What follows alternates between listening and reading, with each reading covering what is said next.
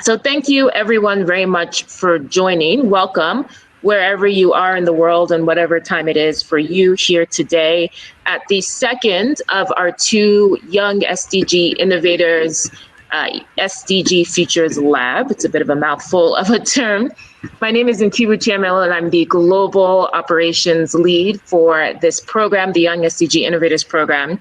And as I mentioned, this is the second of our two SDG Futures Lab. We held the first one yesterday, and that featured 4 teams from the UK, from Mexico, from the US, and from Brazil that were all showcasing their innovative business solutions from our Young SDG Innovators program.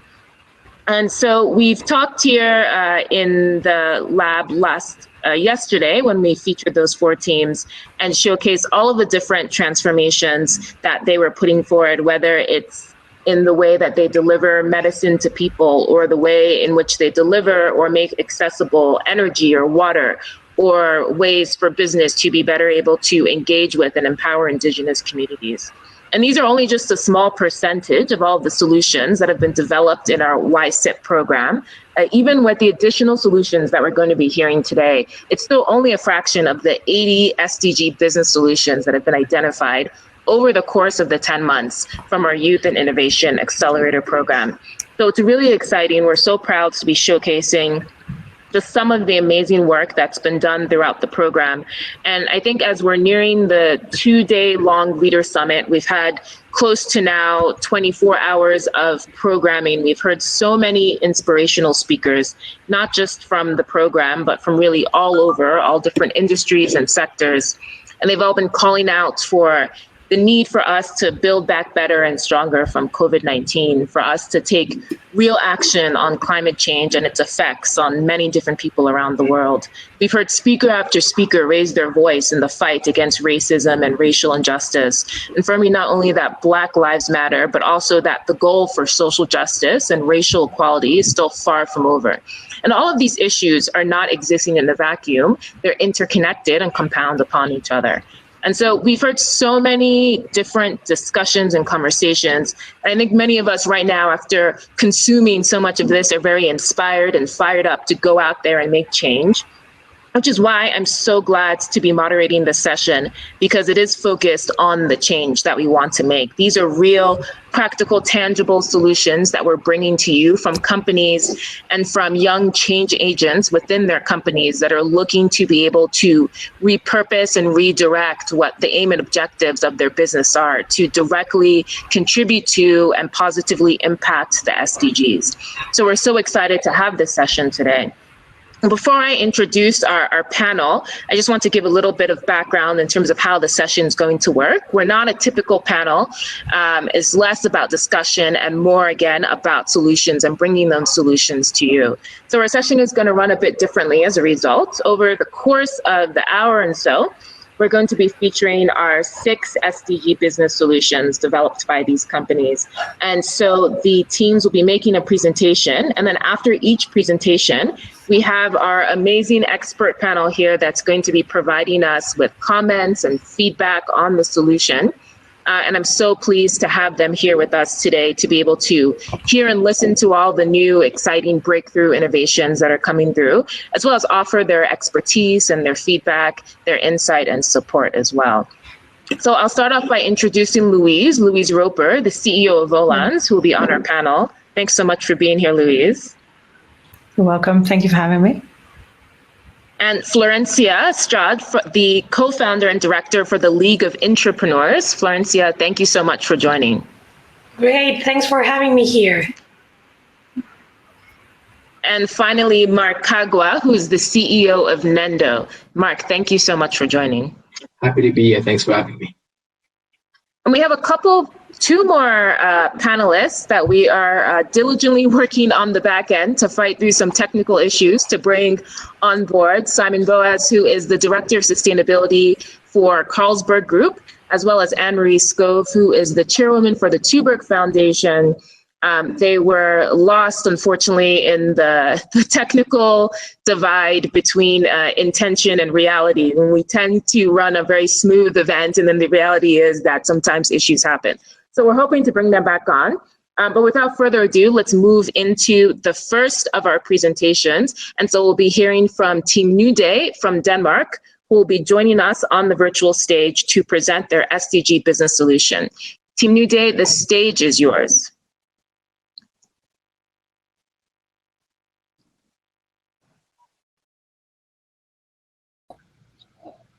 Hi, everyone. Uh-oh, something went Du wrong. i den der app-ting. Appen-listen den der. Der står something went wrong. Prøv lige at trykke på den. Can you hear us? Anyone? No? We can hear you. We can hear you. Okay. Okay, We can't hear you guys, but we'll share our screen. that's probably the purpose. Yeah. Okay. Hey, and welcome. We're here to tell you about a concept that we have been working about. We have working on the greenifying streaming. What we mean by that is we simply try to greenify the streaming experience for our customers. Who are we? We are a diverse group of people from around our organization who have been clubbed together in an effort to try to see a new perspective on our core business. And that would be data delivery, content delivery, and streaming. Who is New Day? New Day is the biggest service provider in Denmark. We service 1 million customers on 7 brands, delivering TV services, broadband, network, and content delivery, entertainment, and whatever else. So we are trying to look into what is the implications, that service then delivered to society and as an issue for our company to provide. So what's the problem? In essence, the problem is the problem is that we all know it. We all get back from our daily jobs. We all kick down in the couch, and as the sun go down, we replace that light that we now miss with the screen light that we can find and the content from our favorite content providers. Why is that a problem? The problem is that this activity tends to happen in peak hours if we look at the energy mixture. So why is streaming your favorite TV show a bad thing? It's because it's equivalent to 45 minutes of streaming equivalates to 10 kilometers driven in an average car. And the delivery of digital services is on par to worldwide global air travel. 60% of all generated data comes from the consumption of online videos. And to put that into perspective, the global uses on video on-demand services equivalates to the greenhouse gas emission of Belgium or a country like Chile. So as Anna stated, there clearly is a problem, and I would like to present our solution. Our solution is based on an idea that came to light last year when a group of new employees in New Day participated in an innovation case camp targeting the Sustainable Development Goals. And as our solution, we would like to introduce GreenStream. GreenStream is a service that educates and guides our customers towards more sustainable streaming habits. We want to implement GreenStream as a feature in our existing streaming product, UC, TV, and film. The core of the concept is an automated download of TV shows when the energy mix is primarily green instead of streaming at peak hours. By borrowing a limited amount of space on the customer's device, the downloaded content will be ready to watch whenever the customer wants. Besides informing customers about energy mix and consumption, we want to engage them by adding an element of gamification. This can be done by competing against the average user on greenest stream, or by lowering amount of black energy consumption compared to the previous month. If the consumer succeeds, we will award them with an UC advantage. So to sum up, GreenStream is a non-intrusive do-good feature that both lowers CO2 emission and nudge our customers to pay attention to energy consumption. Yes. And we thought it would be interesting to tell you guys a little bit about how we got to this particular solution. So first off, we, of course, found it important to involve the top management of our organization, as we all know that is critical to the success of an initiative. Furthermore, we dove into the problem space and researched everything we could find in terms of numerous reports and data related to streaming and the environment. We then sent out a survey to 200, we sent out a survey where we got over 200 responses. And in this survey, we uncovered people's perceptions and knowledge of climate issues related to streaming. We also explored people's willingness to use a sustainable streaming solution and even pay a premium price for it. We then went on to create mock-ups of GreenStream as a concept to figure out how the look and feel could be of such a solution. These mock-ups we took to IT and design within our organization, where we got their feedback and their input in terms of viability and implementation of such a solution. And lastly, we of course tested and validated the solution with possible customers to make sure that what we had, the solution we had, could be viable in the market. So what was the key points from our survey and our concept tests? Interestingly, we saw that almost 80% actually said no when asked about whether they were aware of the climate consequences related to streaming. This really shows that there is a clear need of education and raising awareness, because people simply don't know the effect that streaming has on the environment. We also learned that 74% of the people we asked actually prefer brands that are actively involved in solving environmental challenges. And coupling that with the fact that 65% said that they would be willing to pay 10% more for a sustainable streaming service actually demonstrates that this concept or this solution is not just good for the environment, it could actually also be good for our business and our brand as a whole. So looking at the concept tests, 6 out of 8 of the concept testers said yes when asked whether they would use GreenStream, and they all agreed that it would bring value to New Day as a brand.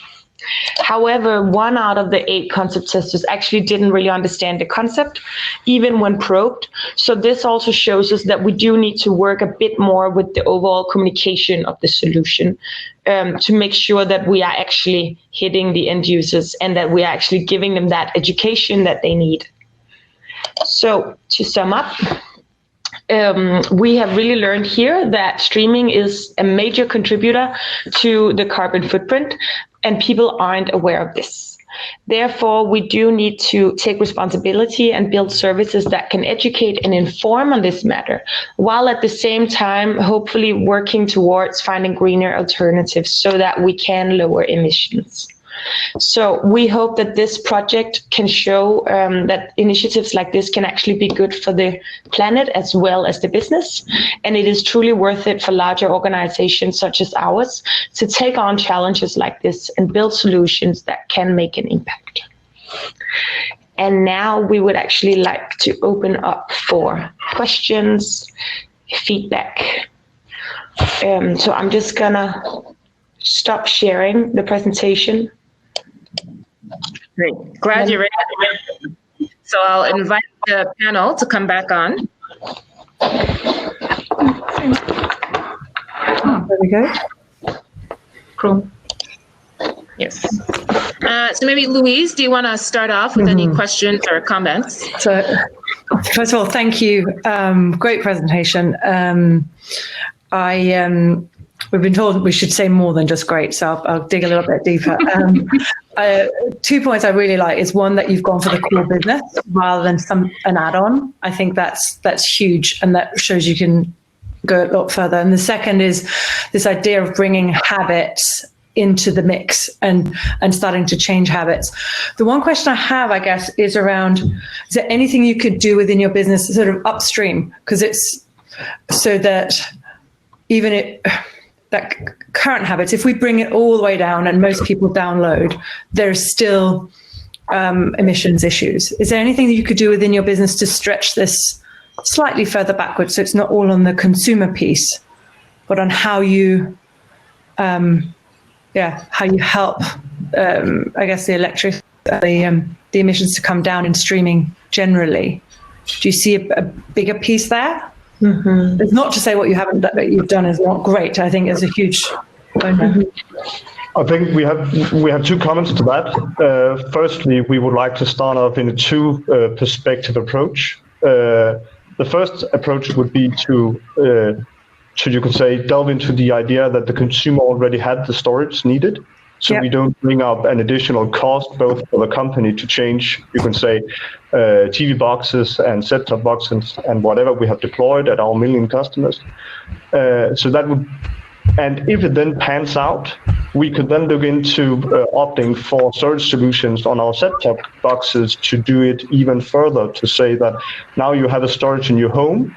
And then we're actually moving a bit back to say that if we can then share that storage, so that if we are on the same, you can say, network, and I have already downloaded this specific episode, and I had somebody else in my household that would like to grab the same episode, they don't need to grab that again, because we have a shared, you can say, point-to-point system. So if we can build in that kind of intelligence between devices on same network or even set-top boxes. We looked into set-top boxes, but we found that from a Samsung report, it was 16 kilograms of CO2 to add 500 gigs of storage.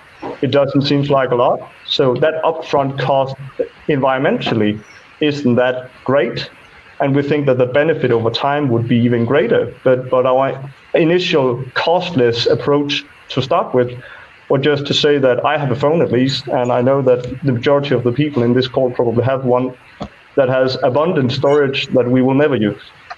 So if we could just borrow a small amount of that, we could get off and at least do an early test and see if it flies, and can we do the prediction correctly enough to not download something that you are not going to see anyway, because then we are not doing anything. That's a great answer.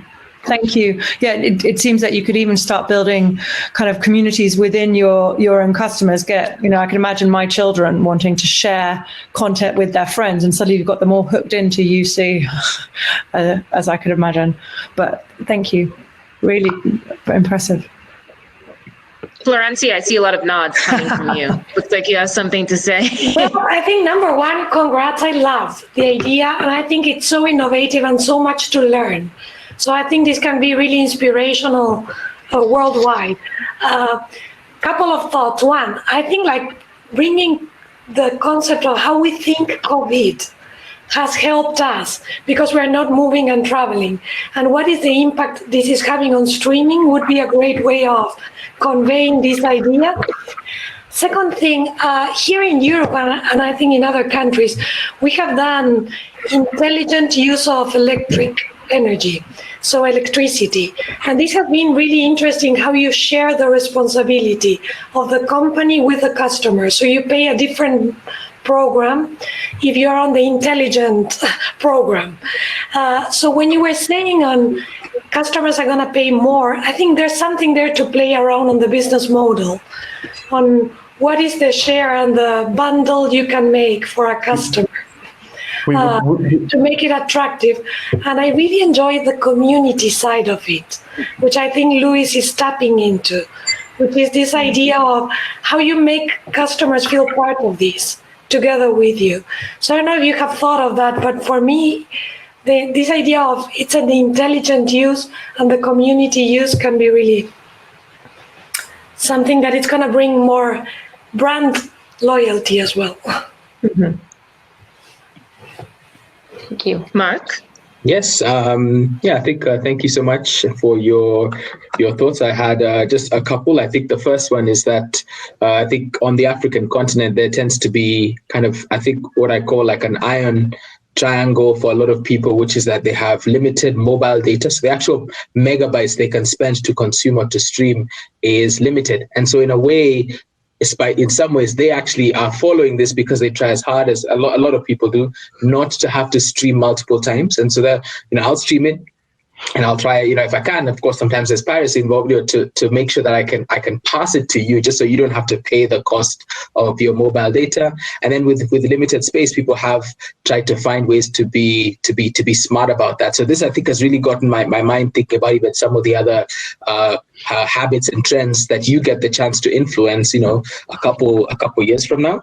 I think two thoughts from me. I think the first is I can see a bit of a campaign in future where people, take a screenshot on their phone, just showing how much they've used of their local storage, and think of these as influencers or whatever, and say, I'm smart with how I consume content. I keep it on my device. And just that idea of hey, I want you to do the same thing as me, and I want you to keep track of this progress bar and make sure that it's always as, basically as full as possible, and just a way to hopefully get people to think, wait, I never even knew I can store things here. Let me kind of follow along with this. And then the final one, which really excites me, is this idea of, we know what carbon credits are clearly with travel and the effect of CO2. This idea of almost streaming credits, right? So can this become a global standard that all the global streaming companies actually follow and adhere to? So you set a standard that doesn't just apply to your enterprise, but people start to hold their respective providers all accountable based off of the standard that you've set. So I think some really exciting propositions are possible from this, and appreciate your presentation. Thank you. Great. Thank you so much, Team New Day, and thank you to our panel. I'll ask you now to leave the virtual stage, if you please.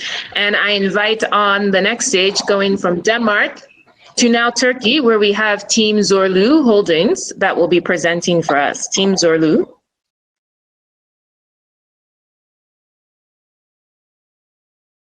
The stage is yours. Hi. Hi, everyone. Can you hear us? Yes. Okay. Hi again. My name is Gaye. I'm Burak. And I'm Charles. We are Team Zorlu Holding from Turkey. As Zorlu Holding, we operate in several sectors, and we are touching the lives of millions of people. We dream of a better future. For this reason, we began a journey which we call it Smart Life. Smart Life is our contribution towards sustainable development goals. We are also working in different sectors, and we believe we are a bright team to find a multidisciplinary solution. Humankind's insatiable demand for electronic devices is creating the world's fastest growing waste stream. One of the biggest problems we face is increasing unregistered e-waste before the end of their useful life. Unregistered e-waste is growing every year. To prevent this, all the measures are not working well. The registered e-waste ratio is only 3% in our country. The main problem is the lack of a recycling culture. Global authorities are aware of this problem. They are working on new action plans for reducing electronic waste and encouraging the circular economy. For consumers, electronic consumption behaviors are changing rapidly. With COVID-19 shock, digital interactions are increasing in the world. On the other hand, there are lots of people with low access to technology. Purchases are shifting to the lower segment. There is 42% of people with no income guarantee in our country. Despite low income, the need for technology, especially in education, hygiene, and food, are increasing more and more. With these insights, we aim to establish an ecosystem in which we can redistribute technology to people who are living in harsh conditions. And our most important challenge to overcome is the culture for consumption, which is based on lack of guidance and trust. We all know material life cycle. We have seen that there is a concentration in recycle, which alone won't win this battle. So we spread the battle to all fronts, which are reuse, repair, refurbish, repurpose, recycle, as we call REX. There are people who need to dispose of their electronics and find a practical solution. And there are consumers who want to reach technology at affordable prices. And they come together with our experts on this platform. So who are these experts? In fact, everybody can be an expert. just their licenses are different. The idea is supplying free educational material to give everyone the right to repair, starting with ground zero and climbs up to fully educated technician. Experts will have their profiles with ratings from customers and track records. Experts will be matched location-based. For example, Betty wants to get rid of her old appliance. She logins our platform and selects Martini as an expert. Martini comes to her house and diagnoses her appliance. After the verification, Betty will be able to sell her verified appliance at a higher price. On the other side, Anderson will have access to a more affordable product, which is verified by a professional. With our new product journey, we will create new life cycles by re-evaluating products in several states to minimize electronic waste. Our revenue model creates commissions income from all transactions, such as verify, repair, home visit, and also from other third-party marketplaces. At the same time, REX Marketplace will create new sales channels, thus increasing revenues from resold products. By leveraging breakthrough mindsets to disrupt REX culture, we have created a business model. Not only impacts on resource efficiency and waste reduction, but also creates new jobs and accessible education. SDG indicators will be the guide for our performance. To create an enormous impact, we will start in our country, setting up the system in a diverse environment. Then we call in action to collaborate together, share resources for an efficient REX process. Lastly, we call everyone to set standards for cross-border operations, for redirecting REX products to areas really in need. Let's change together. Thank you for listening. We can now have your feedback and questions.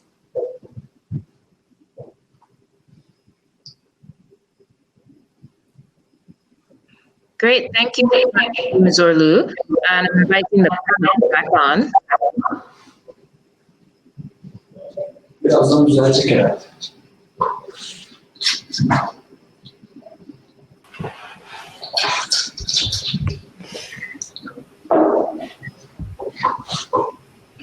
Great, so maybe Mark, we'll start with you if you have any questions or comments.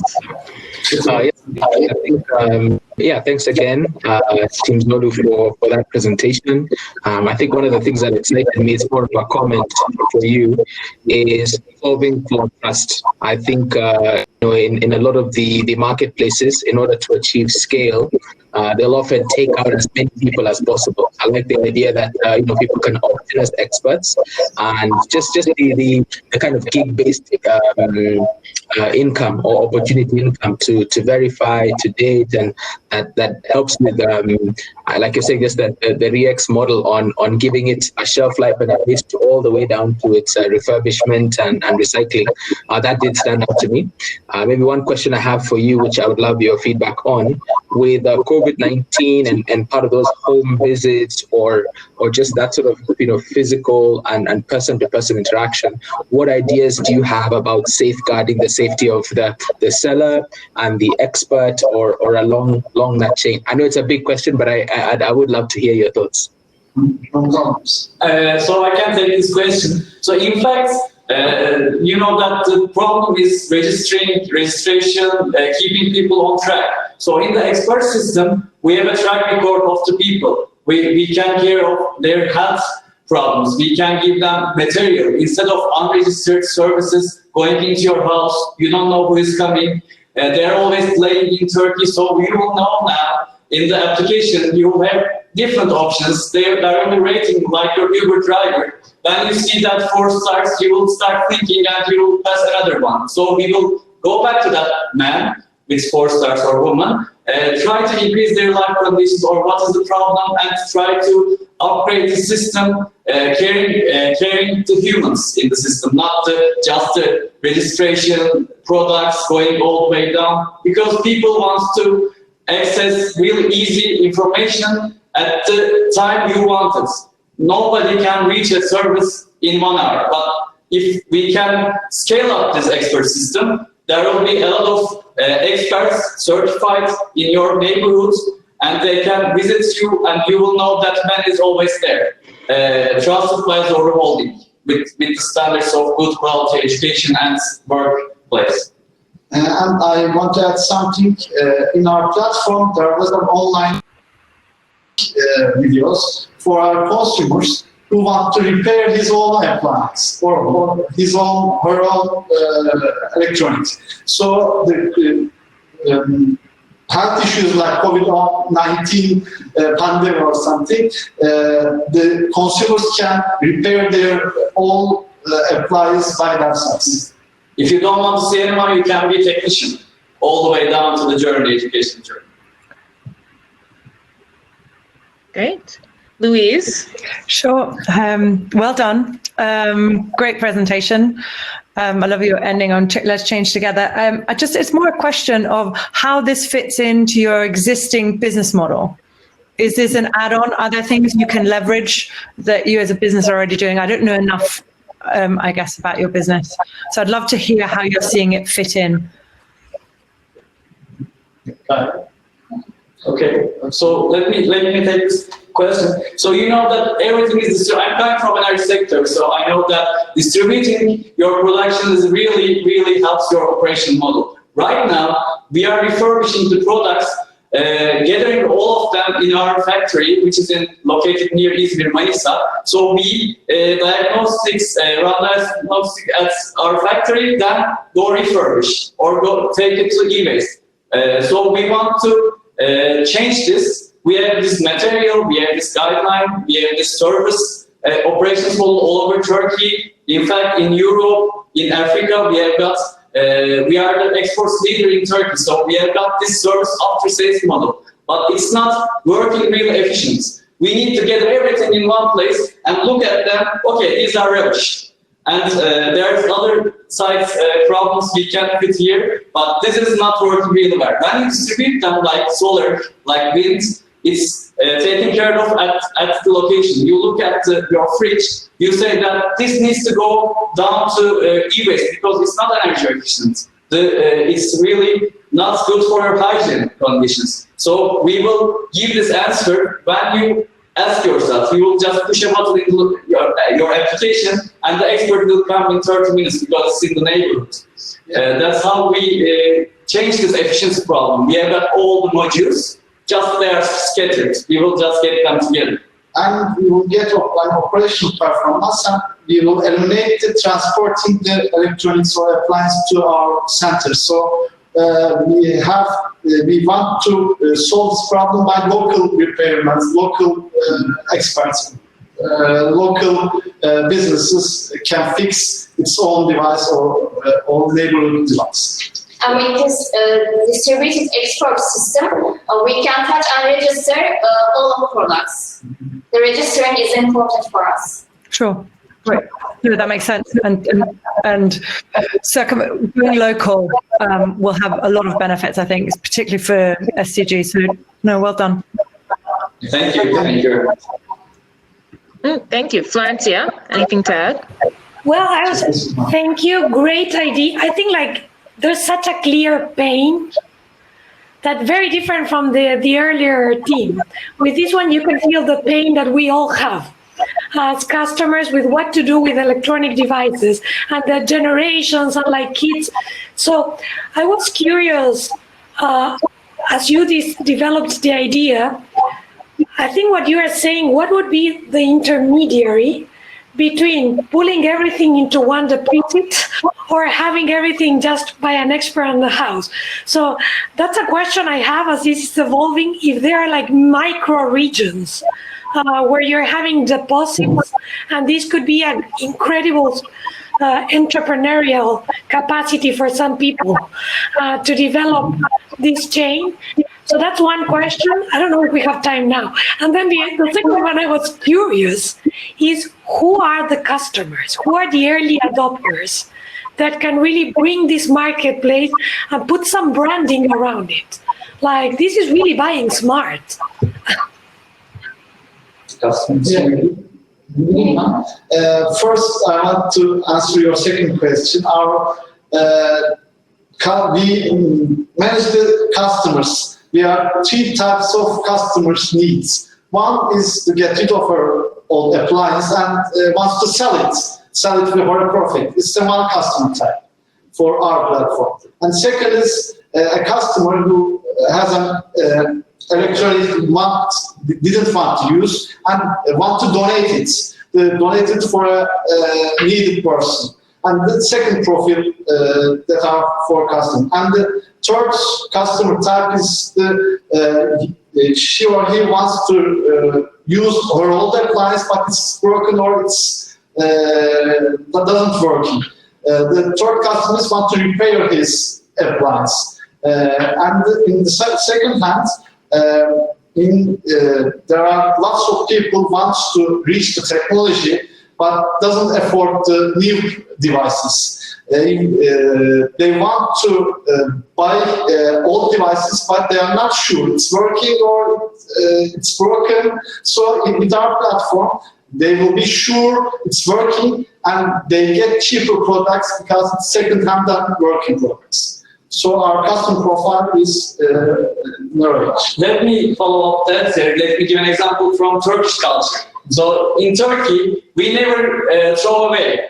We just give it to our kids. We give it to the student who is going to university and far away from our local market. So, or we send it to our, let's say, seasides. So we are using only 2 months. So let's use this. It's energy efficient. It's not working well, but I don't know what to do else. So if you want to get rid of, you just call an unregistered store locally, and they said, please tear this away from my home because I will give you money and just carry. I don't want anything from the electronics. So these are the insights we gathered from the field before solution. So this is the culture. The first question, let me just settle on that.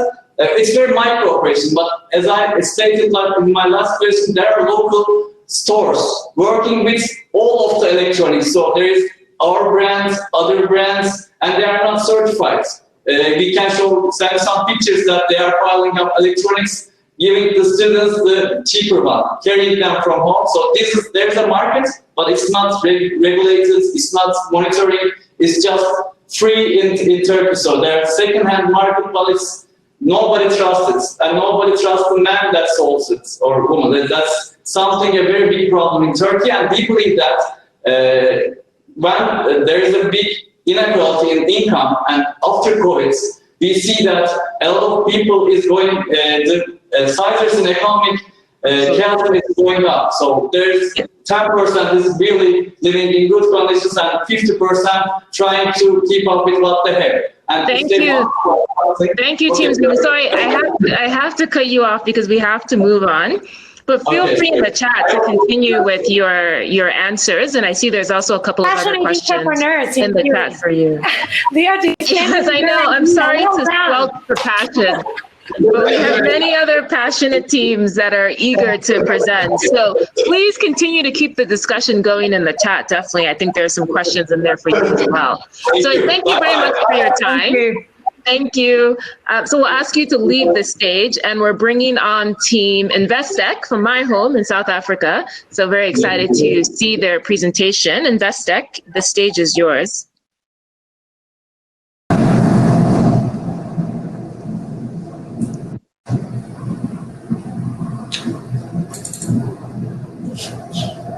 Presentation, right? I can't hear anything. Well, can you guys hear us? Oh, there you go. Yes. You can see our presentation. Okay, fantastic. So good morning, good afternoon, and evening, fellow change agents and world leaders. My name is Maxine Gray, and together with my colleagues, Kim Brink and Kristen Padiachi, we are excited and grateful to have the opportunity to share with you our WISEP challenge and solution on a significant day, not only for the world, but also in South Africa.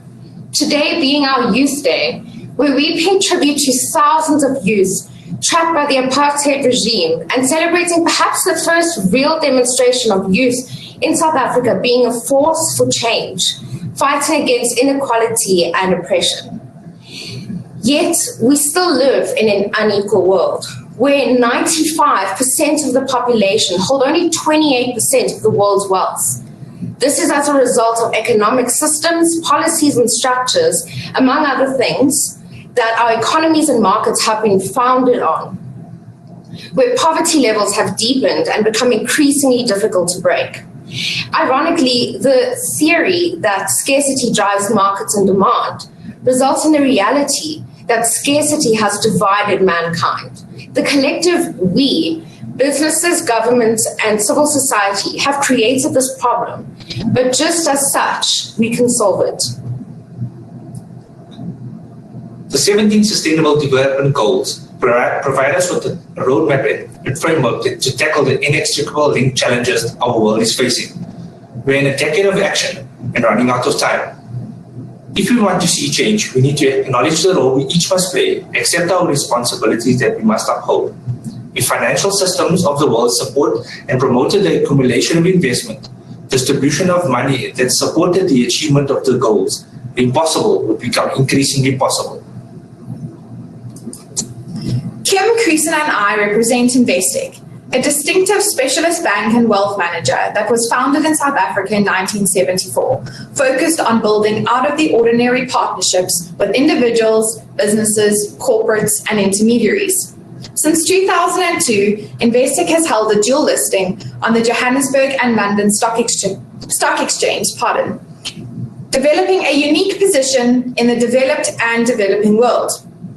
Investec has a global footprint with operations established in more than 10 countries and over 8,300 employees worldwide, providing international expertise within local contexts. As a company, a culture of intrapreneurship, integrity, client focus, and the notion of living within, not off society, has been the foundation of our core values since inception. Investec's commitment to sustainability is no different. As a participant of the UNGC since 2012, with executive support from our group CEO, Fani Titi, presented earlier in the plenary session today, being one of 2 South Africans as part of the GISD Alliance, as well as through various subcommittees focused on sustainability. Our global sustainability team brings focus, drive, passion, and an ambition to our commitment to the SDGs, of which Investec has prioritized 6 with our core business activities as shown. As Investec citizens and South Africans, we believe we can do more. Maxine has already mentioned our unique global footprint, and through the WISER program, we focus our energy on how we can bridge these gaps that we face. Gaps that exist between our developed and our developing worlds, between different generations, and between the demand for financial return and social change. Everything that has been built on traditional closed business models, systems, and ways of thinking must be reimagined. This includes leveraging spheres of influence, breaking down silos, and building a shared economy.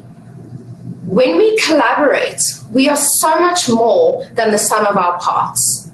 So we framed our challenge for Investec as how might we create a mindset shift that brings the SDGs as a foundation for sustainable business practice, which is ingrained in how we work, live, collaborate, and think. We don't only need more incremental innovation. What we really need is 10x, exponential change. And it starts with us. Change, like chaos, spreads widely when the force is strong enough. For every mind that is open and shift that occurs, there are at least 6 others that will be impacted as a result. Through the 6 degrees of separation and a butterfly effect of change, we can change the world, one mindset shift at a time. By starting within and developing out, our solution is a framework that can be applied to any industry within the country. Our objective is to build bridges between the old and the new, shifting incremental mindsets to exponential ones and creating demand for a sustainable world. Our solution is based on 4 building blocks that aim to enhance the level of awareness, context through education, integrate new forms of measurement into deal-making forums, and transitioning traditional platforms of process and product development to be founded in the SDGs.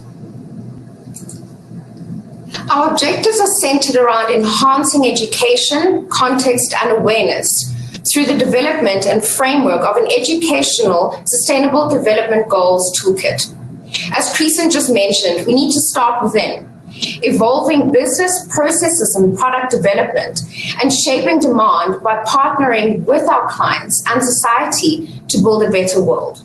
Investec is dedicated to the continuous education for staff via internal learning and development units. And when we develop outwards with our clients and extending our relationship to our communities, what we already see, and only to name a few, is the support to our high school students in South Africa through tutoring programs, university students through mentorship and work readiness programs, and budding entrepreneurs. It is clear that Investec already has an existing commitment to social upliftment through education, and this might be the exact avenue for us to accelerate our 6 Sustainable Development Goals through a macro approach of our 6 degrees of separation, not just within our corporation, but developing without. We can accelerate change if we work together towards a common purpose. If we educate, integrate, and facilitate the emergence of the SDGs into our world. So we call on you to do what you can wherever you are in the context in which you operate. Together, we can recover stronger, recover better, and become the best, not only in the world, but the best for the world. Thank you so much.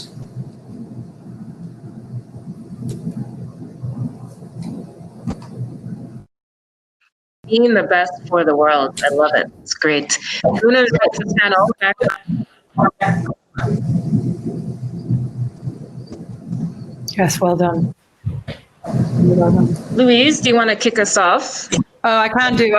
So I was just sort of whispering, well done. It was an extraordinary, slick and really clear presentation. You should be really proud of it. And Nikura knows I'm very focused on the mindset shift that has to happen. So it's music to my ears.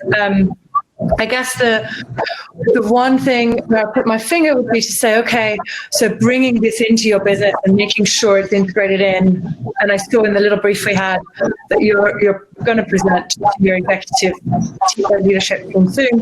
So I think the key that I would emphasize more than you did in your presentation would be that partnering with clients, going on the journey with clients, because that's going to be core to making it cool for your business rather than a nice to have that nobody has time to do. And that would always be my worry. And when I've run programs similar to that, but that was, not as quite as ambitious, then that's the key is how do you get it all the way into the core business? And I think you mentioned it with the partnering with clients. So I think that's really well done.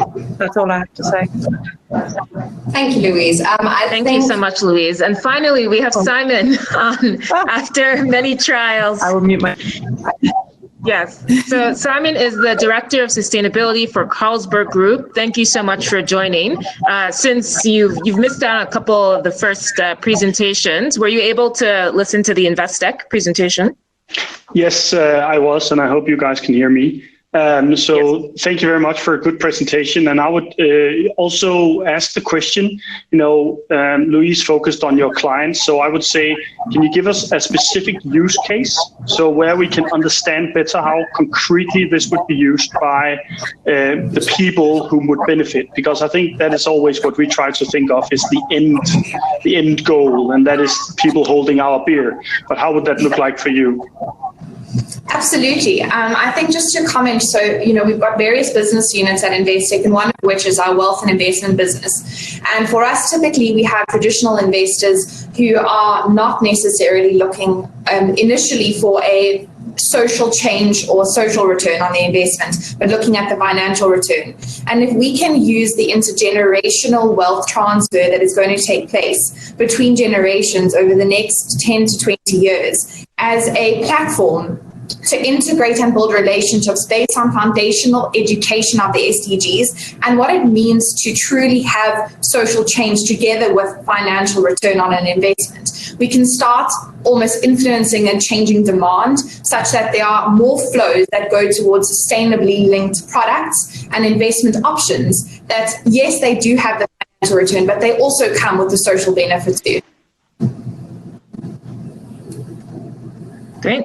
Mark, I see you jotting some notes down. Are these questions or comments for the team?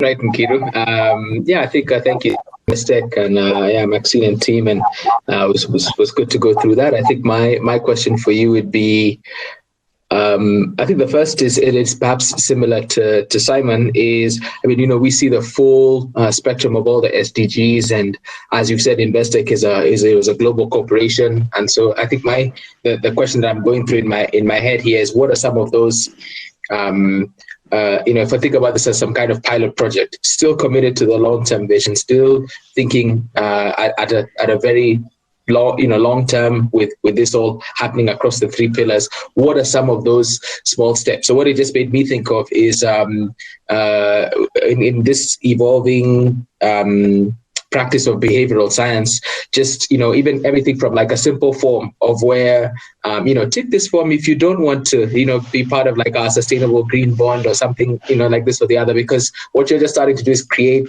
and nudge people in their behavior to actual be it investment products or approaches that you hope will be better for you as an institution and for them as your customers in that wealth transfer. So I'm curious, because I wrote that down, but I would love to know if you're thinking about the next 3-6 months, is it that you pick one main SDG, one particular product that's standing out to you, or is it still that you're selling it internally and can give us an idea of what traction might look like? But thanks for the presentation.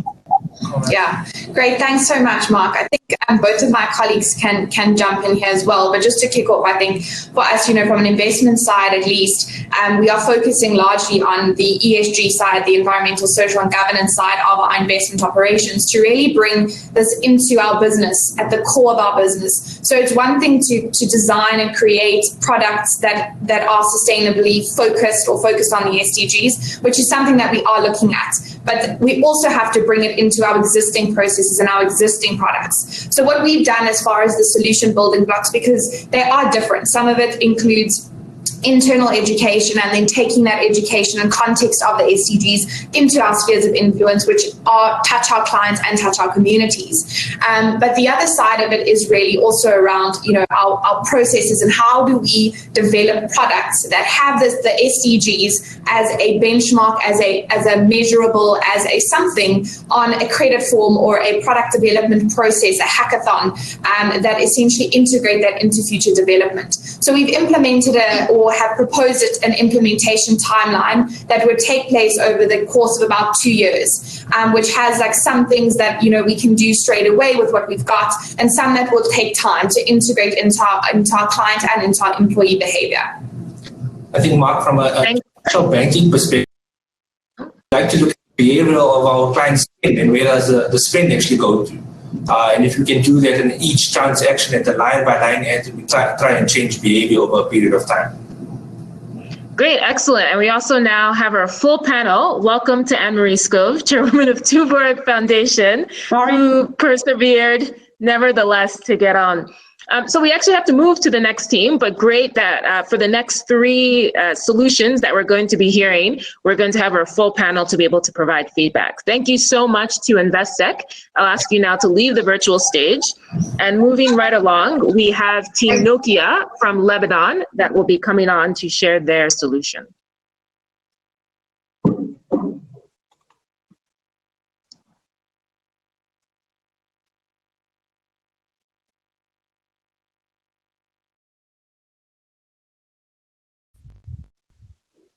Great.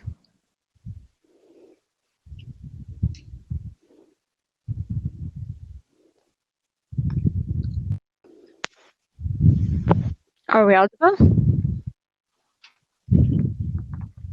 Hello, can you hear us? Yeah.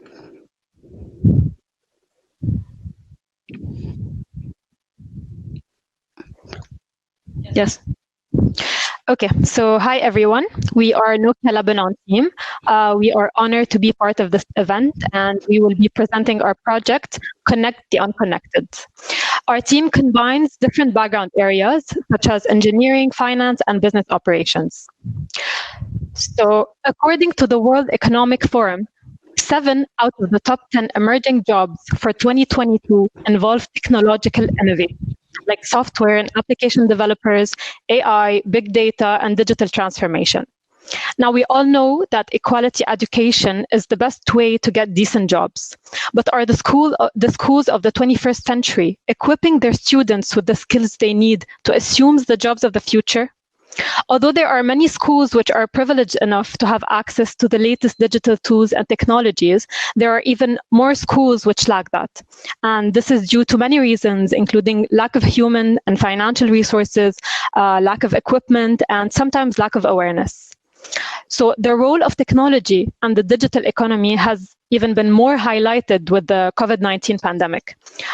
Who doesn't realize the power of the digital transformation to survive and thrive amidst the global economic meltdown? Whether it is healthcare, education, business management, government, or even farming, all these sectors need technology to operate and stay ahead of the market. So being able to bridge the digital education gap will bring out a generation that is ready to take on the decent jobs that they have always wanted and that the world needs. Thank you, Lara. You may assume that there is a wealth of digital talent out there, but in reality, being familiar with technology does not necessarily mean that we have the right skills and knowledge to apply digital thinking in our business. Tech companies are more prepared for the digital transformation. And we from Nokia, being one of the leading companies in the tech industry, we believe that we have the right expertise to make it happen. Nokia, with its ethical DNA, has always strived for an equitable society by connecting the unconnected. And today in this project, we are working to facilitate the access of education and information, being one of the key enablers for the economic prosperity of individuals and communities. We believe that we can contribute to UN Vision 2030 by focusing on SDG number 4 and 9. Our ambition is to invest Nokia Lebanon human resources to play a vital role in this journey. Thus, we are very pleased to share with you that we are working on implementing a STEM education program with emphasis on robotics for the youth of the less privileged schools in Lebanon. This program will help to develop programming skills, decision-making, problem-solving, all which will enhance design solution in a collaborative manner, thus leading to build a competent labor force equipped with the right skills in order to lead, first to cope and then to lead the industrial revolution. And now more than ever, we all do realize the importance of this after COVID-19. For more information, I'll be handing over to my colleague, Ruba. Thank you, Nadine. Here, I'll be tackling the solution process and project timeline.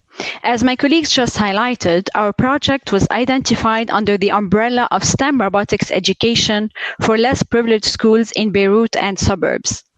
Our budget was allocated and approved through the Nokia Global Helping Hands initiative, where we partnered with Volunteers Together, a local registered NGO. We are currently in the process of identifying 8 to 10 schools in Beirut area. Later, by the end of this year, we will organize a Train the Trainer full-day session in Nokia premises, where around 20 instructors from the selected schools will be present for robotics training, with a chance for Nokia local employees to participate in the training as well. Once all is in place and school instructors are well trained, an official robotics lab class will become a fixed part of the 2021 academic curriculum. Finally, by the first half of 2021, we will apply an assessment and review with clear KPIs, project evaluation, and improvement action plan, as our target is to make it a sustainable and durable project. Last but not least, I would like to introduce the Nokians, Lara, Nadine, and myself, Ruba, who are committed to invest in technology for human well-being. By that, we reach the end of our presentation. Thank you for listening.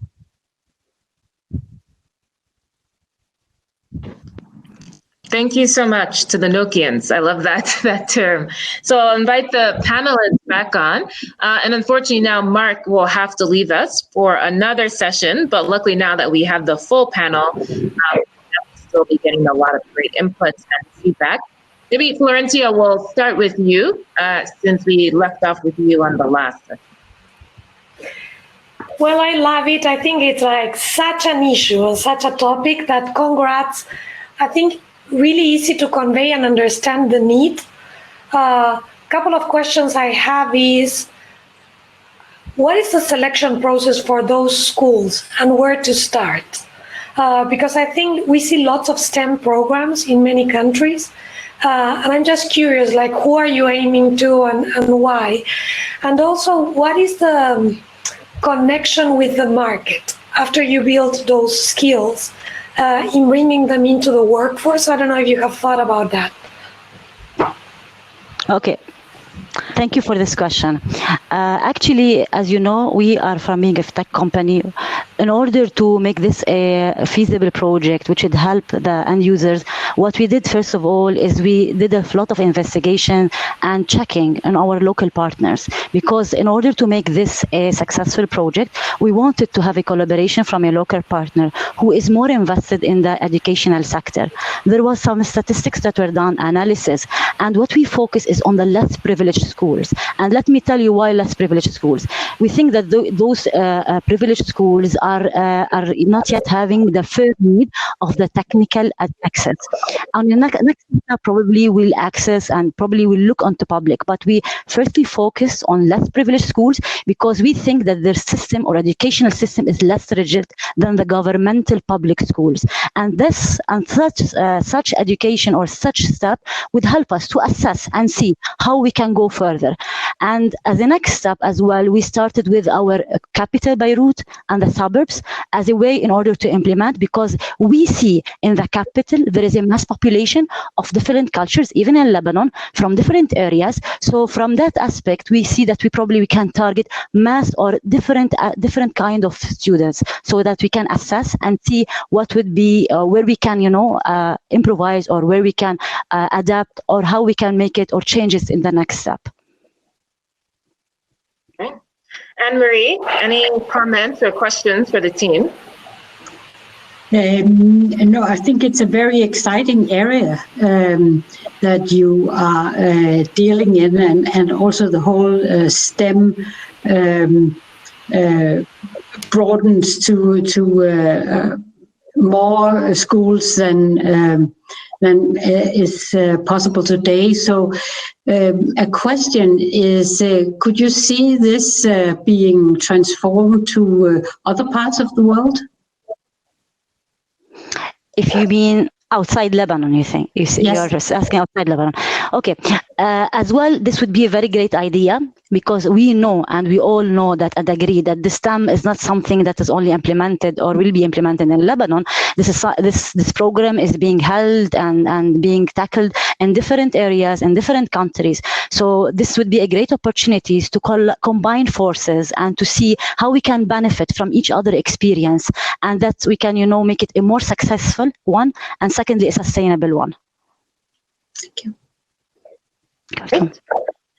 Simon, any quick comments or questions for the team? No, not from my side. I think that the presentation said it all. I think education is the cornerstone, and I think that the basic idea is a very, very good one. Great. Louise?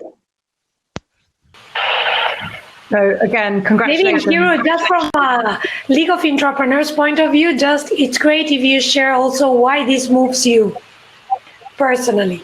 Okay. So, okay. Thank you for asking this question, actually. Thank you for asking this question.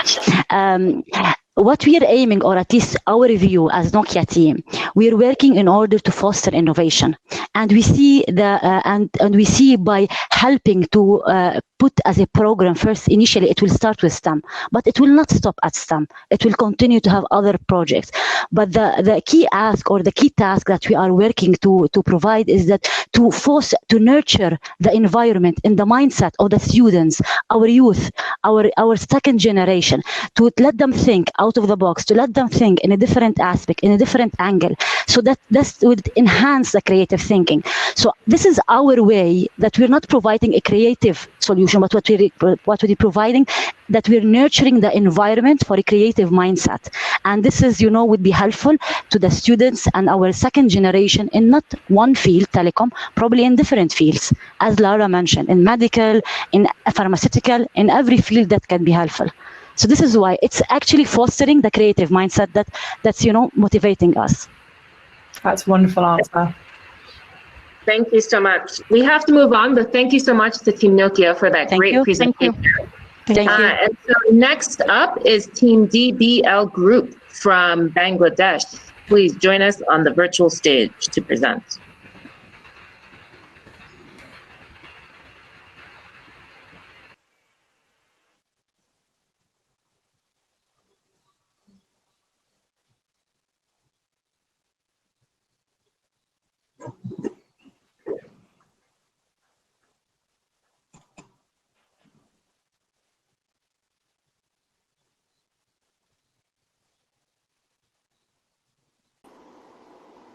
I think maybe, great, there we go. Can you hear me?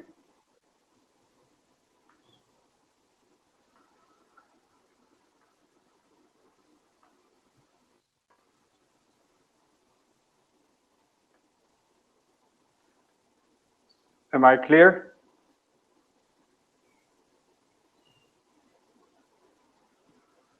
Hello and warm welcome to everyone. My name is Tafai.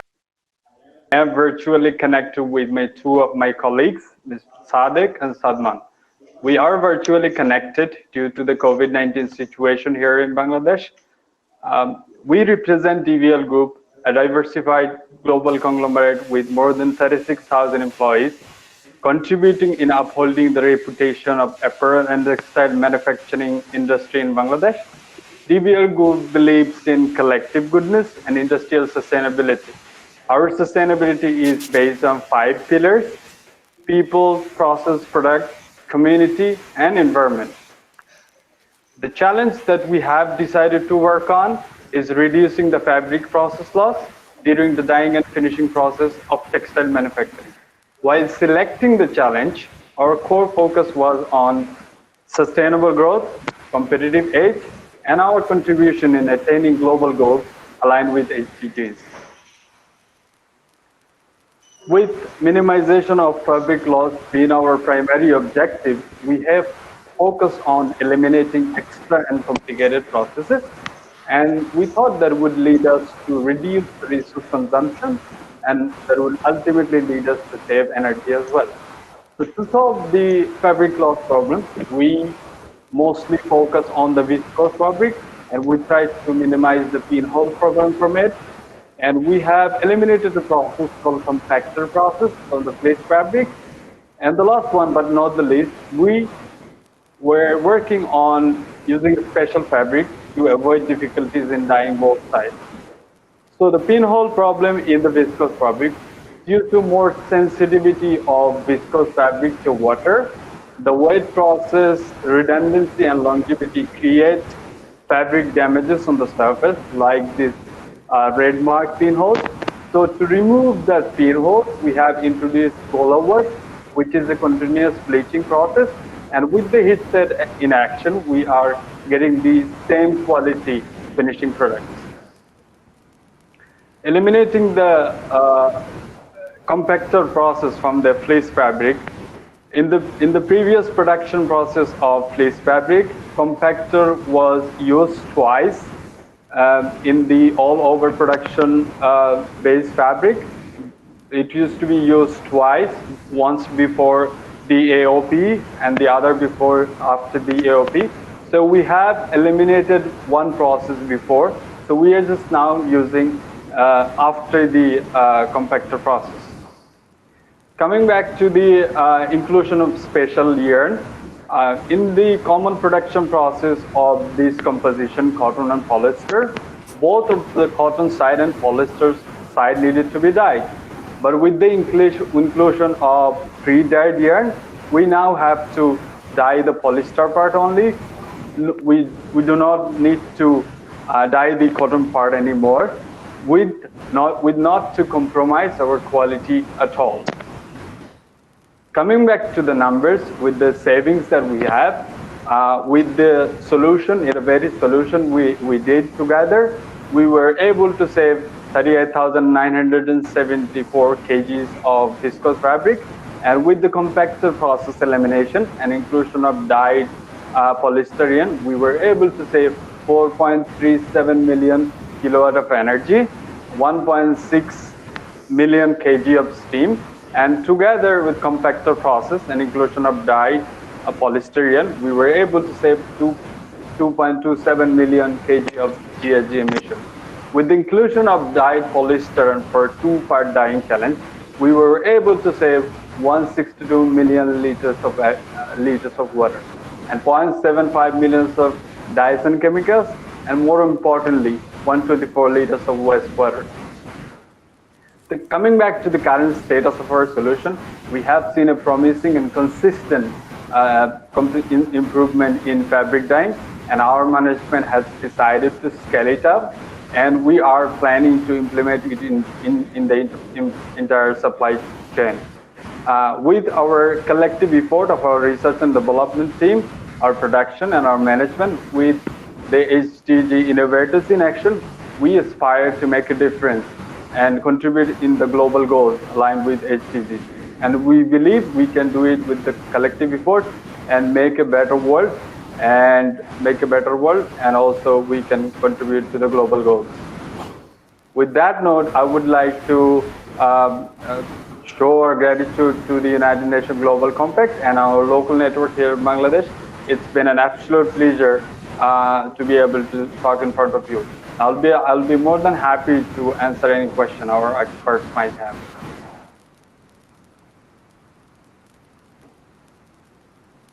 Thank you so much, Team BBL, for that. So inviting the experts back on.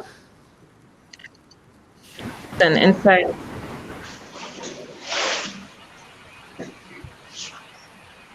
So Louise, any thoughts? Oh, lots. First of all, thank you for your presentation. For me, this was a perfect example of addressing something that could seem very small, like a pinhole in some fabric, and being able to put those numbers up is just really impressive. So thank you for that. What I'd like to ask about is maybe the next step is, are you seeing this as something that you test within your company and your group and your supply chain, and then open out to the wider industry, whether in Bangladesh or elsewhere, to try and really scale the impact you could have? Have you started thinking about that yet?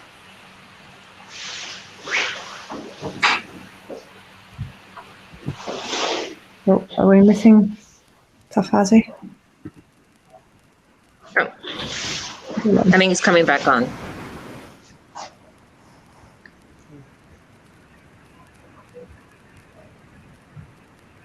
Okay, then I will be more happy to answer that question. Thank you. Yes, we are trying to implement in our industry first that we have already achieved some good numbers. You have already seen that, our savings. And the management has also satisfied our project and the R&D team. So yes, we are thinking practically that we need to take next step, that in Bangladesh there are lots of textile industry. So yes, we are planning to do implement there. Like in our country, there is that BKME, Bangladesh Knitting Manufacturing Association. So we have planned that we need to discuss with them, and then we gonna apply to the other industry if other industry are interested in our project. I would just like to add something with Sadman, if you would allow this. So since we are seeing the consistent and positive results here in our organization, we would definitely need the further research to see more consistent results, so that we can try and implement it within our country and show our solution to the industry itself. And if we find it optimistic, and if we find it gets us a optimistic result, we can definitely try and explore to the whole world even, and we can contribute to the global goals. Yes. Thank you. Excellent. Great. Simon, Florencia, any comments or questions? Yeah, so I would like to ask a question related to, perhaps other places in your production that could be optimized. What we often see is if we have kind of started looking at optimizations in the production and we allow our employees to kind of unleash that inventiveness, then all of these other projects pop up. So have you considered making like perhaps a specific team or something internally that will identify additional other opportunities besides the one you have so brilliantly identified here? Okay, thank you very much for your question. I think it's a very realistic and relevant question. So coming back to the point, whether we have prepared, whether we have dedicated team to implement what we are doing, we definitely have a research and development team, and we definitely have our management with their vision. They definitely have a vision, and we want to enrich that vision by contributing to the whole production process. And to do that, I think the core focus would be on the research and development team. Our management is there, and the production team. And we have an idea called QC Circle. I don't know if you have heard about it. It's a small group of people where they actually try to innovate and try to solve problems related to the workplace. So we have around 122 QC circles continuously working toward developing solutions that are sustainable and that can contribute to our organization, and more importantly, to our community and to our environment. Great to Excellent, hear. great. Thank you so much, DBL Group. And so don't go anywhere. We have one final team for you to present. So very excited to invite FUIB team, First Ukrainian International Bank, to the stage for their presentation. DBL.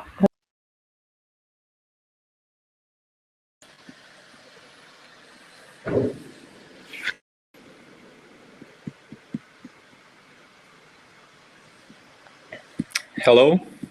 Hello to everyone. Do you hear me?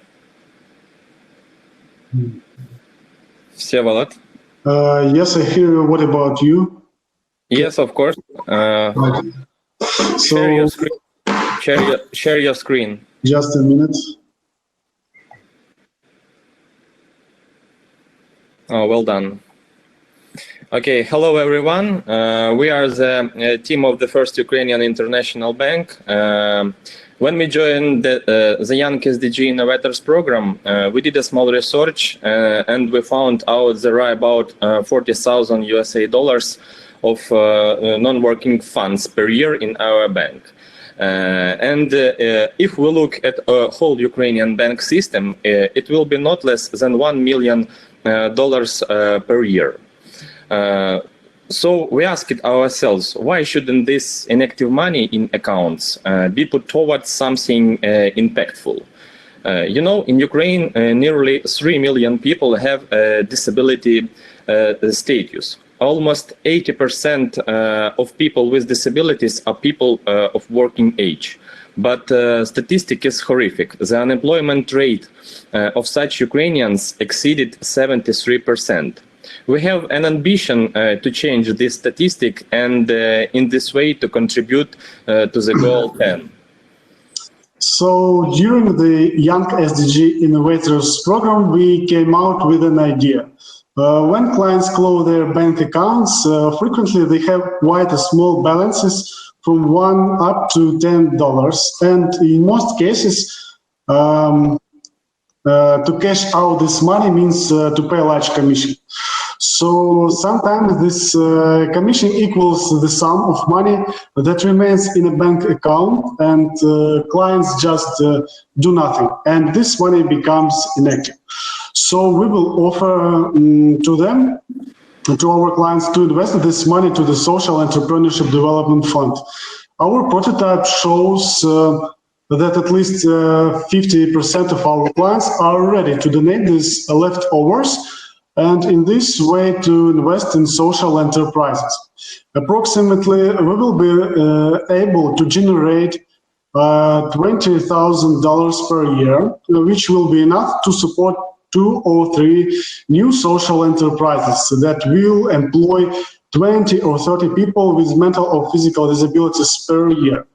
We would like to make our clients happy in a sustainable way. As you know, something about 85% of customers of Morgan Stanley, it's an American banking holding company, want the bank to solve social problems.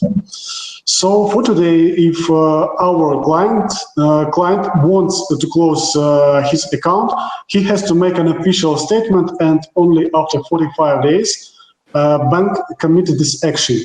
In this way, the client often has to make multiple visits to the bank, and our project is going to make this procedure easier for clients by transferring their small balances to the Social Entrepreneurship Development Fund automatically. So this foundation will invest only in those social enterprises that have developed a healthy business model.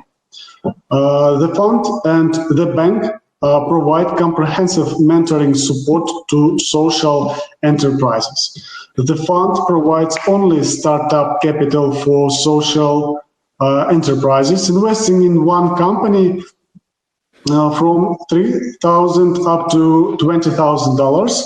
And after making a profit, these enterprises have to transfer some money to the fund and as annual membership fee. And this money will be used to help starting new social enterprises. So you can ask how we will measure our success. We will close the client accounts within 1 visit to the bank and within 5 minutes. It will optimize our internal operations. Our solution will observe increasing the level of NPS. We want to achieve a stable model of the Social Entrepreneurship Development Fund by returning funds from successful enterprises. Also, for us, it's very important to support those social enterprises that contribute to SDGs. As a side effect, the bank will receive new clients from the pool of direct beneficiaries of our solution. In our team, we unite the experts from different departments. From different departments. We are experts of CSR, data analytics, business process, and customer experience. For realization of this project, we also will involve our colleagues from IT, marketing, PR, so on. For today. Thank you so much, UIB, to bringing the panel back on. Anne-Marie, I don't know if you're there to join the panel, but I see you. I don't know if those are rubbing hands of anticipation or you're just trying to warm up, Florencia. I'm trying to warm up, but okay. I thought you were getting ready for some burning questions. No, but I have to say, I worked in banking for 6 years, and I think what you brought is brilliant. So I just wanted to say, like, that's awesome. And it made me think a lot around, I guess, a couple of questions, like, there's lots of unused money. That's a real non-working money. But I'm sure, like, there's another pot of money, which is customers that would be willing to put a very small amount. So that's what you made me think. This is just a start of what could crowdfunding look inside a bank. And like, how we can make that happen. So no, I just wanted to say super inspired, brilliant. I think like maybe there is a question that I would bring, which is, what is the bank putting? So is there a way that we can think of some match funding, some, apart from the energy, the infrastructure? I think that would make it even more attractive. Maybe some way that the bank can use money of its own capacity in a way to loan to these social enterprises together with this. Yes, you know that in our project there are at least 3 flows of money that can be used in this project.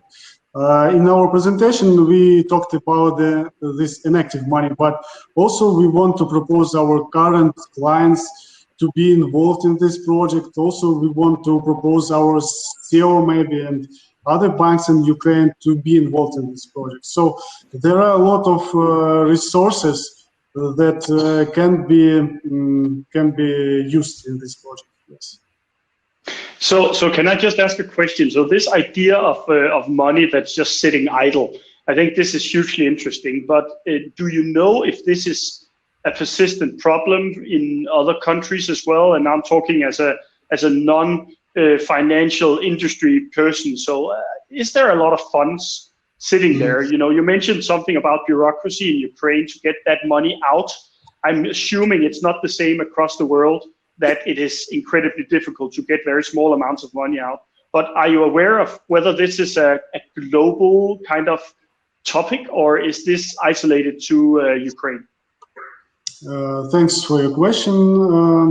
You know that the bank system is quite a global structure, and we think that most of the business processes that in our bank can be the same in other banks. But if we talk about this project, we talk about Ukraine, but we hope that there is the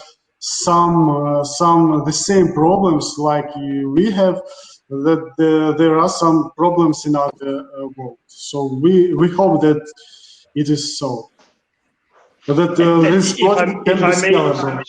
If I may ask one other question. So is it supposed to be, you know, the money is donated, or are they invested? So will the people who gave the very small amounts of money, will they never see it again, or is it looked upon as if there is to be a return on investment at some point in time?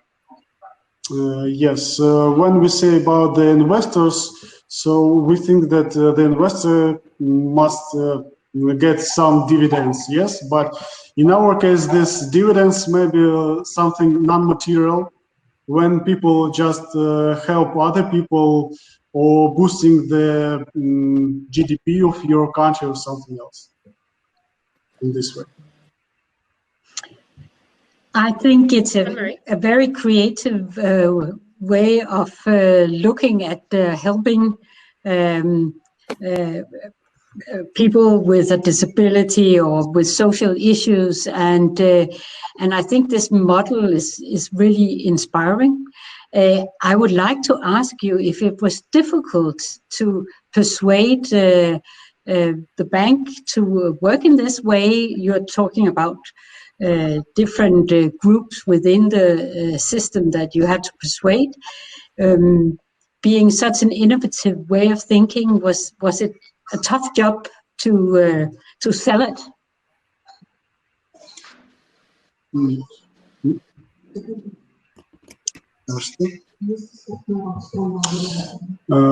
know that our project think about this question, and we decided to use the help of the fund. We talked about this fund in our presentation. This is a platform that have current connections with such social enterprises. They know this all this market. They work with startups and business incubators, so they will help us to choose the right enterprise, maybe something like that. One last question? Have we got time, Nicola? So again, brilliant, inspiring. What a great idea. It seems so simple, but you have to spot it and work it out. I've got two kind of challenges to you that I guess for future, which is this. I think this could be big, right? Both what was mentioned earlier, finding other ways. Is it that people donate a little bit or round up their accounts, even if they're not closing the account? All those ways of finding more money. So I would encourage you to think big. The other piece would be, I think one of the benefits for your bank could be kind of mentoring this community of social entrepreneurs. And think, so I would sort of encourage you to think about what skills are needed for that community building. And I'm sure you have it within the bank, probably colleagues that are interested, but to continue to make them useful, because of course there'll be new clients for your bank, but you want them to be good clients. So forging kind of a growing community is where I'd put some skills in and just encourage that. But yeah, no, really exciting. And I do think that's a problem across the board. I've seen similar things in the UK, at least, Simon. We hope so. That yes, it's quite scalable. Excellent, great. Any final questions or comments for our presenters? No. Thank you so much. Thank you so much, Team Thank you. FUID. Well done. Thank you. And thank you, yes, round of applause to all of our presenters, both today and yesterday as well. I would just maybe like to ask the panel, do you have any sort of words of wisdom or guidance to leave our young innovators on now that we're nearing the end of this session and the Leaders Summit as well? In terms of, you know, they're presenting or they have presented their solutions, but there's still a long journey to go in terms of making this a reality. So any thoughts around that? No, I think from my perspective, this last example is a spot-on example of where you see something that, or something that you actually go for it. So you try to find a way of making a difference and a way to make something that is not optimal work. And anyone can do that in any company across the world. If you see something, you know, do something. And I think the groups today have really shown that spirit that we need in order to create real solutions to the problems that we're facing. Excellent, thank you, Simon. Anyone else? I think Anne-Marie? Yes. Oh, go on, Marie.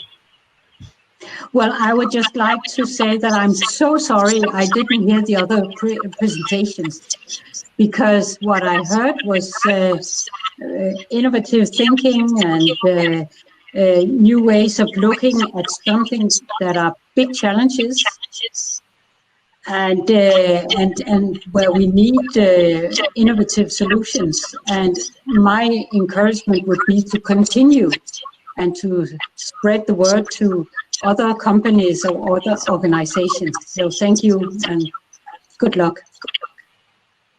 Thank you. Florencia? Well, I guess I just wanted to share with you, you all have incredible ideas. They are starting, and at the League of Intrapreneurs, we are a community of intrapreneurs like you that have incredible ideas. And I think what I've learned over this journey, it's not necessarily the idea, but the capacity of making it happen. And that takes time. So just to say, there's a lot of things coming ahead. Don't ever lose your energy and always go back to what motivated you in the first place. And there are many others like you trying to make this happen. So don't feel alone and just look for community for support. If it's the League or other communities, you have your own community here. But just to say, dream big. And there's lots coming. So this is just a small seed of a long journey. Thank you so much, Florencia. And Louise, over to you.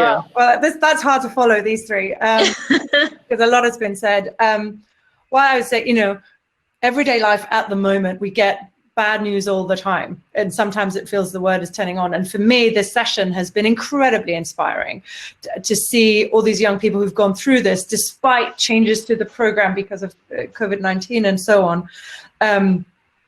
So what I just heard, I'll sum up, I'll cheat, you know, is do it, find what you can see as an injustice or something that isn't right, and go for it. Know that it's a long haul. And the best way we've seen is, and I think all these groups have mentioned it, but not really put it forward, collaborating. Find the people you need to collaborate, because this is not something that one person can do. And then as you go through, find that support group even beyond your own company. And again, stretch the ambition. There's, you know, all the time. But yeah, no, I would just thank all of them. You know, last year in January, I think we met before this program had kicked off, right? With the seed of it. And this is far beyond my expectations. So well done also to you, Nikuro, and the whole UNGC team for putting this on. And Anne-Marie and Tuborg for funding it. Well done. Yes, it really took a village, more than a village, maybe, to make this all happen. But being able to see the actual concrete solutions that have come out of it have been amazing. And we wouldn't have been here without the support of the local networks and all of the innovators and champions and mentors, the support of Tuborg and Volans and League of Entrepreneurs, and the support of great mentors with, you know, their insights and inputs. So it's really been such a great journey for all of us, and we're so happy to bring it to an end. But it's just an end of the program for those individuals, but not the end of their innovation journey by far. So we really hope to follow a lot of these solutions and see what sort of long-term impact comes out of them, and really hope to use this first round of young SDG innovators as sort of viral advocates to go out there back into their organizations and really push for change and the change that we want to see. So thank you again so much to everyone that participated in the program, followed and supported the program. You definitely will be hearing from us soon with more information about the innovators and about our programs. And so thank you again. And so I would just then invite everyone to join our closing plenary for the session, which is taking place in the plenary room. It's the official handover transition from our Executive Director, Louise Kingo, to our new Executive Director, Sando Jiambo. So I think, I don't know any other way to end this session today than to end the entire Leader Summit and look forward to a new regime and new insights and leadership from the Global Compact. Thank you so much. Thank you. Thank you. Thank you. Bye, everyone.